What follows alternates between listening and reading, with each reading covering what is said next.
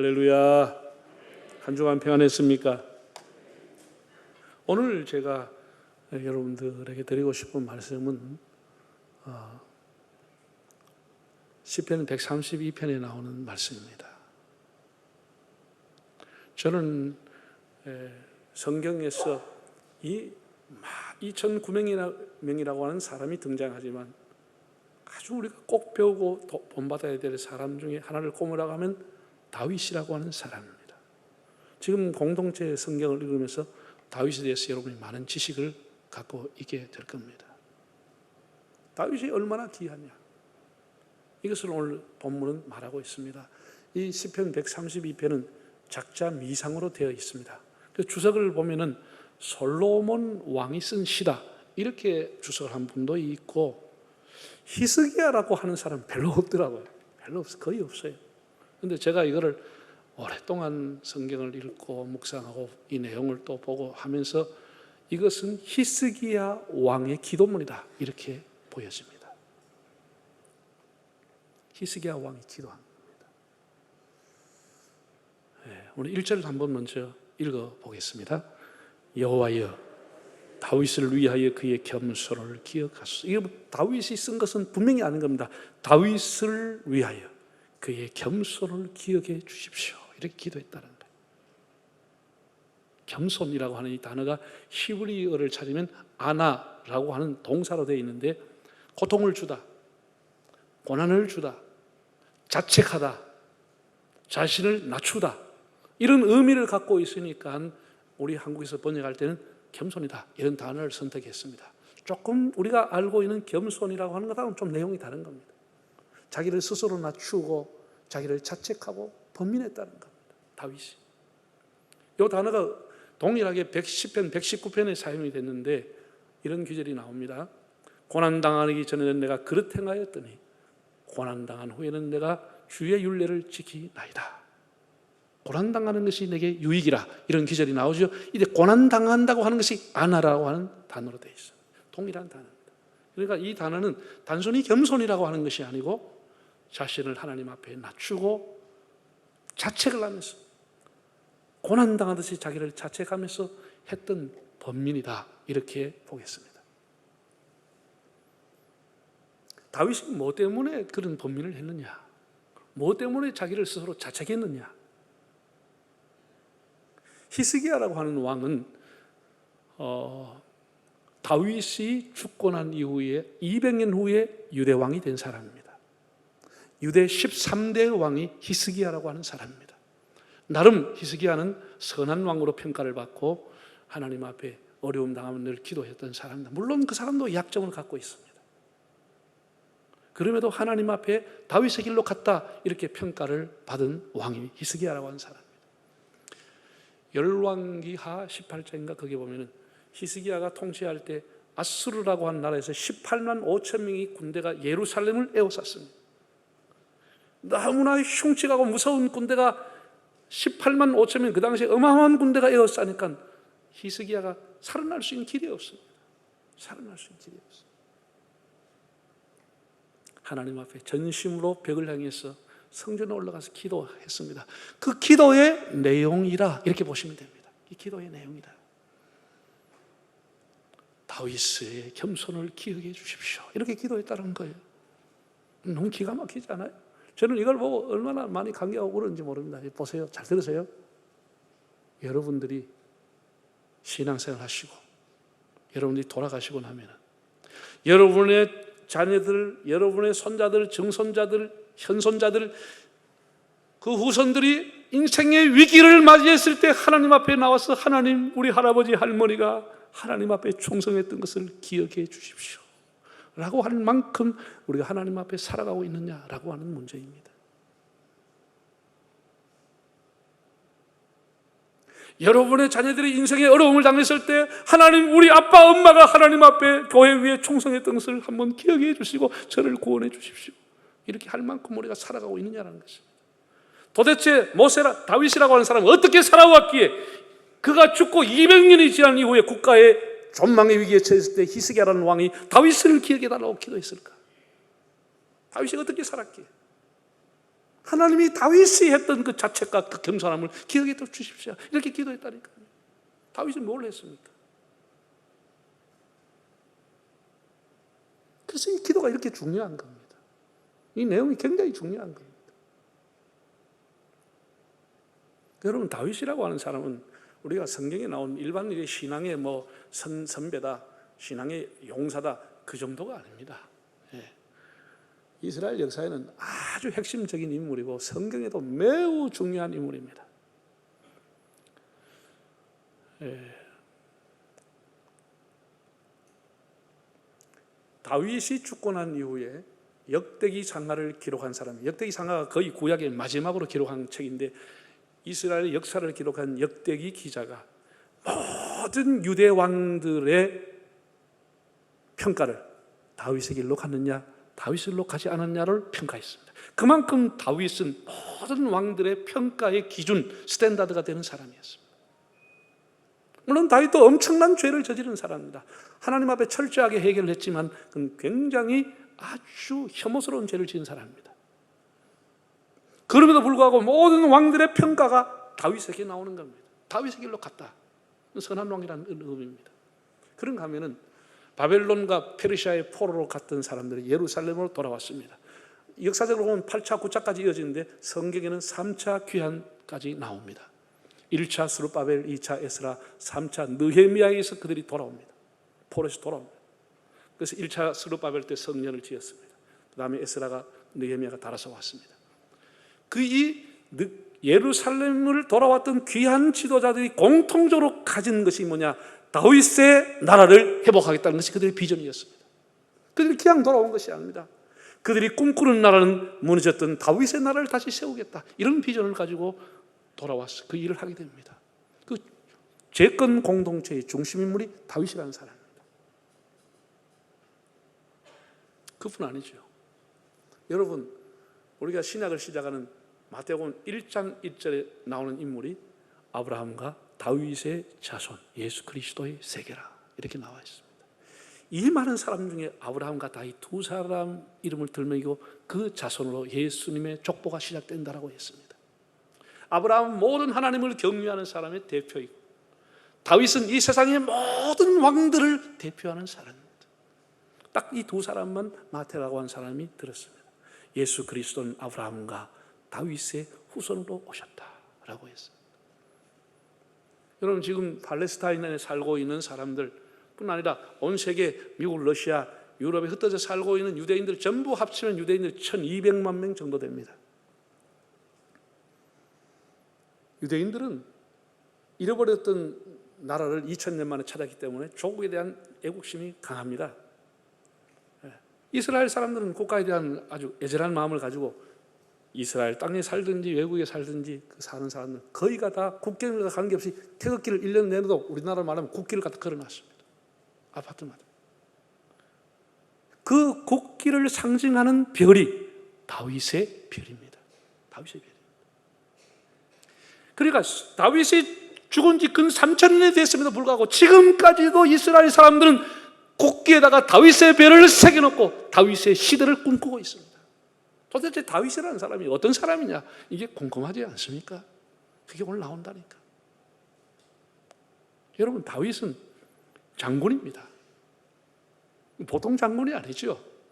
장군 중에 장군이고 백전백승한 장군입니다. 다윗은 전쟁에 실패하지 않았습니다. 다윗이 이 시편을 기록했습니다. 150편 중에 73편이 저자가 다윗의 시, 이렇게 되어 있습니다. 그런데 저자가 미상인 것 가운데서도 다윗의 시가 약 20편 가까이가 있습니다. 절반 이상 다윗의 시를 썼는데 영감이 넘치는 시를 썼기 때문에 시를 쓰는 사람, 글을 쓰는 사람은 다윗의 시와 같은 영감 있는 시를 쓰고 싶어 하는 겁니다. 3000년이 지나도 영감이 퇴색하지 않은 시, 찬양의 노래 가사로 설교의 본문으로 삼고 있는 다윗의 시, 영감이 넘치는 사람입니다. 장군과 시인 어울리지 않지만 하나님 그에게 은혜를 주셨습니다. 그분 아니죠. 다윗은 탁월한 음악가입니다. 성전에서 예배 제도 다 다윗으로부터 시작됩니다. 다윗이 찬양대를 2000명 선발을 했습니다. 주야로 하나님을 찬양하라고 조를 지어서 2,000명을 선발해서 찬양만 하도록 했습니다. 하나님을 찬양하도록. 그 자신도 음악을 좋아해가지고 사울 왕이 악령이 들려서 귀신에 들려서 헛소리하고 있을 때 다윗이 가서 악기를 연주하며 찬양 불렀을 때 귀신이 떠나갔다고 그랬습니다. 여러분, 세계 어느 성악가가, 어느 음악가가 악기를 연주할 때 귀신이 떠나갑니까? 탁월한 영감을 가지고 음악했던 사람입니다. 하나님은 이 세상에 다윗 한 사람밖에 없는 것처럼 다윗에게 온갖 것을 주었습니다. 그 비밀이 오늘 본문에 있습니다. 무엇 때문에 다윗은 이런 복을 받았느냐? 무엇 때문에?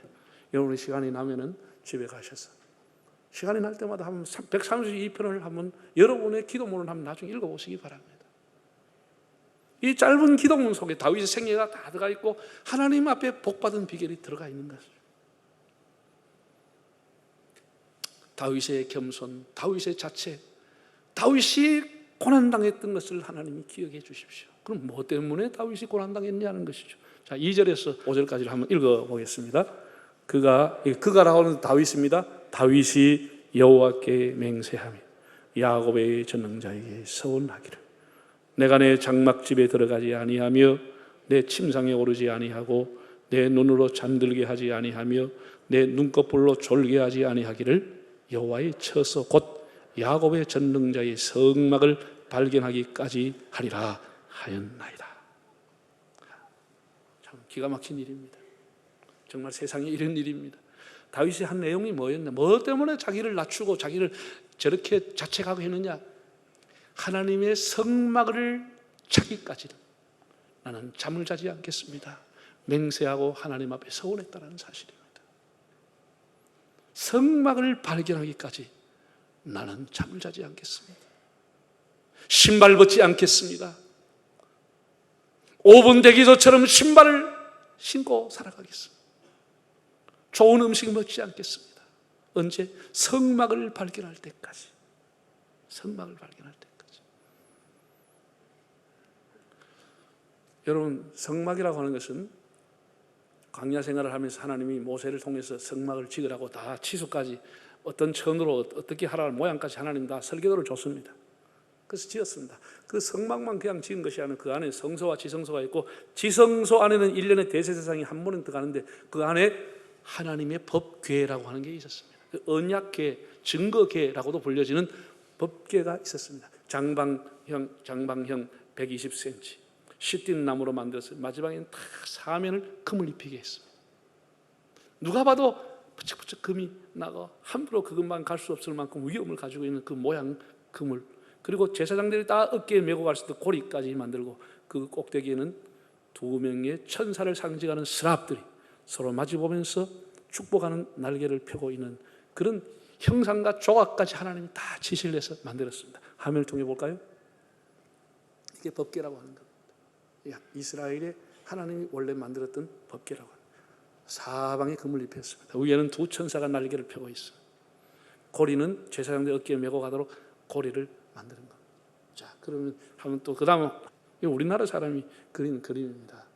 아주 우리나라 사람이 그래서 제 마음에 쏙 들게끔 해놔놨습니다. 속에 뭐가 있죠? 속에 안 보입니까? 네? 돌 10계명 2 돌판이 들어와 있습니다. 그 다음에 항아리가 있습니다. 항아리는 이스라엘 사람들이 광야에서 먹었던 만나 하나입니다. 그리고 거기에 꽃이 피고 살리고 이파리가 피는 지팡이가 있습니다. 이 3가지를 넣는 하나님의 영광, 하나님의 임재를 상징하는 법궤입니다. 여러분, 법궤 안에 들어가 있는 것 중에 돌로 만든 10계명이라고 하는 것은 모든 율법을 대표하는 겁니다. 그 의미가 뭐지요? 너희가 나의 말을 믿고 나를 따르라. 나의 말을 믿고 나를 따르라는 상징입니다. 두 번째, 거기에 나오는 항아리에 있는 만나라고 하는 것은 그들이 40년 동안 먹었던 음식입니다. 하늘의 신령한 양식입니다. 먹었습니다. 예수님이 늘 이렇게 말씀했습니다. 나는 생명의 떡이니 나를 먹으라고 그랬습니다. 내 피를 마시라, 내 몸을 먹으라 그랬습니다. 하나님이 주시는 것을 먹어야 살아가는 겁니다. 하나님 주신 것을 먹어야 하는 겁니다. 나를 믿고 나를 먹으라. 세상에 뭘 먹을까 염려하지 말고 나를 믿고 따라오라.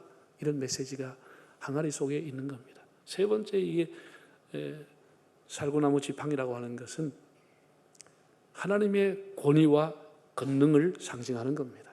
죽은 것도 살려서 거기에서 잎이 나고 꽃이 피고 열매가 맺게 하신 하나님, 전능하신 하나님, 하나님의 권위를 상징하는 것이 지팡이입니다. 그러니까 이 세 가지를 합치면 한마디로 하나님의 영광을 상징하는 것이다. 하나님의 임재하심을 상징하는 것이 법궤라고 하는 겁니다. 굉장히 중요한 것이죠. 그런데 왜 이것을 발견하기까지 잠을 못 자겠느냐? 우리 역사를 보면은 엘리라고 하는 대제사장이 그 아들 홈리와 비느하스가 있었습니다. 블레셋과의 전쟁을 했습니다. 홈리와 비느하스가 군사들을 데리고 전쟁에 갔다가 1차 전쟁에서 4만 명의 이스라엘 사람이 죽게 됐습니다. 그게 너무 기가 막힌 것이죠. 그러니까 홈리와 비느하스가 급하게 실로의 성막에 보관되어 있던 법궤를 가지고 와서 전쟁터에 나갔습니다. 있을 수 없는 거죠. 그래서 결국은 법궤도 뺏겨버리고 홈리와 비느하스도 죽어버리고, 그날 이후에 하나님이 엘리의 대제사장 가문을 쳐서 엘리야 그 온 가정의 남자를 하나님 다 쓸어버렸습니다. 법궤를 지키지 못한 제사장은 더 이상 제사장이 아닌 겁니다. 하나님 그날 다 쓸어버렸습니다. 그 집안의 남자가 다 사라져버렸습니다. 법궤를 블레셋 사람에게 전쟁 가서 뺏겨버린 겁니다. 여러분, 홈리와 비느하스는 불량한 사람입니다. 하나님 제대로 믿지 않았습니다. 성전에 출입하면서 여자들을 건드리고 갈고리로 음식을 훔쳐먹고 횡령하고 이 못된 짓하고 헌금 빼먹하던 그런 사람입니다. 하나님을 믿지 않고 하나님의 궤를 가져가는 것은 부적을 믿는 것과 마찬가지인 것입니다. 하나님의 궤는 부적이 아닙니다. 언약궤는 요물박스가 아닙니다. 마술을 부리는 게 아닙니다. 하나님의 임재의 상징인 그것을 그런 식으로 사용했다가 하나님을 쳐버렸습니다. 하나님을 믿지 않으면서 십자가를 메고 다닌다고 십자가의 능력이 나타나요? 그렇지 않습니다. 우리가 하나님을 신뢰하는 믿음이 있어야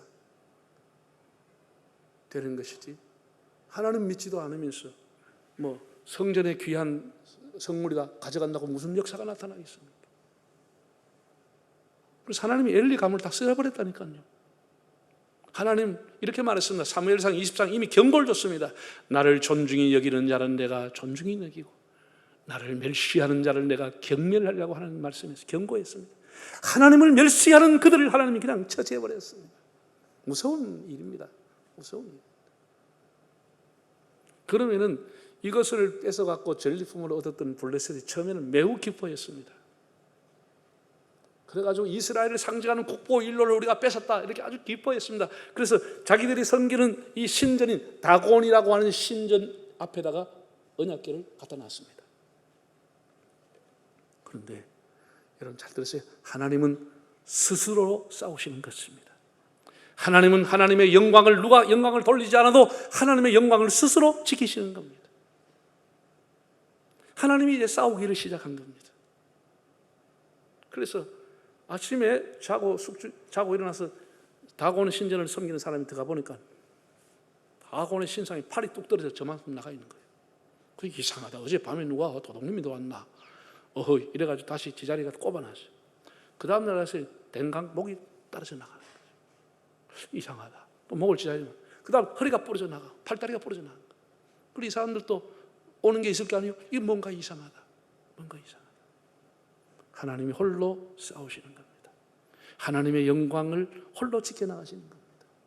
묘하게 암소 2마리가 울면서 좌우로 치우치지 않고 베스메스로 가버리는 것이죠. 가버렸다고 그랬어요. 그러니까 이스라엘 사람들이 보니까 법궤가 돌아왔다 하고 세상에 그렇게 수고했던 소가 얼마나 야야 고생만 했노. 여물이나 주고 쓰다듬어 주고 뭘 준 게 아니고 2마리 소를 잡아가지고 하나님 앞에 제사를 드렸다 이랬습니다. 사명자의 길이라고 하는 것은 영광을 누리는 길이 아닙니다. 하나님이 은혜를 주시면 다행이고 그렇지 않으면 그렇게 그냥 가는 겁니다. 그냥 가는 겁니다. 그래서 암소 2마리는 사명을 다한 소지만 그냥 제물이 되어버렸어요. 끝까지 제물이 되고 말았습니다. 그리고 기앗 여아림이라고 하는 곳에 법궤가 들어가고 오랜 세월이 지나게 됩니다. 사울이라고 하는 사람이 왕이 됐습니다. 40년 나라를 다스렸습니다. 40년. 사울 왕은 단 한 번도 법궤의 행방에 대해서 물어본 적이 없습니다. 법궤가 어디 있느냐? 이걸 물어본 적 없고 찾지도 않았습니다. 이 법궤를 이제 사울은 찾지 않았습니다. 왕이 끝날 때까지 1000명, 2000명의 정예 부대를 만들어서 다윗을 찾아오라고 했으니 법궤를 찾아오라 한 적이 한 번도 없습니다. 하나님 법궤와 상관없이 살았습니다. 다윗이 사울이 죽고 난 이후에 왕이 됐습니다. 다윗이 왕이 되고 제일 먼저 한 일은 예루살렘을 수도로 정했습니다. 예루살렘.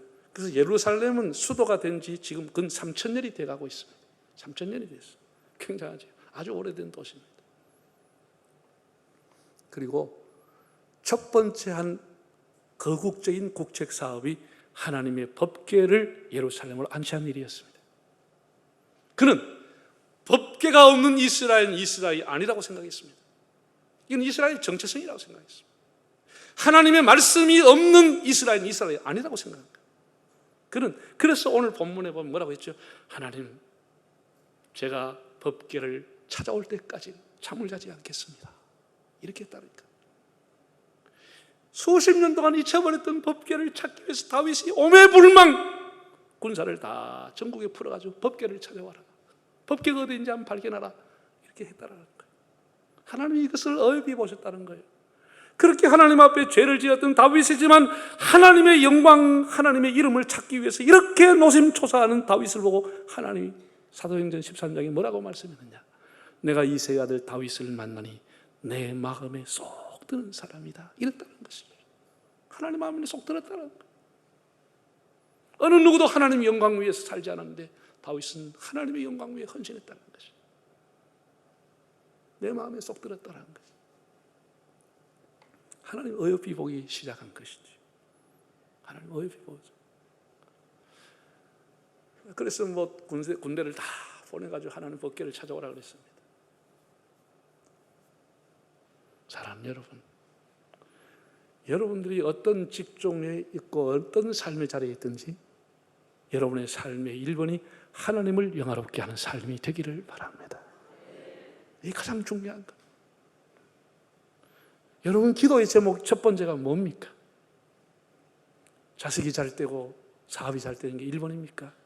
우리 기도의 제목 1번은 하나님의 이름, 하나님의 영광이 거룩해지도록 기도하시기를 바랍니다. 다윗은 하나님 앞에 자기 영광을 구하지 않았습니다. 자기가 위대하게 해달라고 기도한 적이 없습니다. 하나님께서 이렇게 먼저 약속했습니다. 네가 나의 집을 세우겠느냐? 내가 너의 집을 견고하게 세워주리라. 네가 나의 영광을 이렇게 찾았느냐? 내가 너를 영화롭게 하리라. 네가 나의 이름을 위해서 살겠느냐? 내가 너의 이름을 만대에 빛나게 하리라. 하나님이 약속을 했습니다. 지금도 다윗의 이름은 3000년 동안 빛나고 있습니다. 하나님의 영광을 위해 살았던 다윗에게 하나님 이렇게 은혜를 주셨습니다. 여러분, 사도 바울 어떻게 살았습니까? 고린도전서 10장 32절에 그는 이렇게 말했습니다. 먹든지 마시든지 하나님의 영광을 위해서 살아라 라고 했어. 너무도 귀한 말씀 아닙니까? 여러분, 우리가 다 부족하지만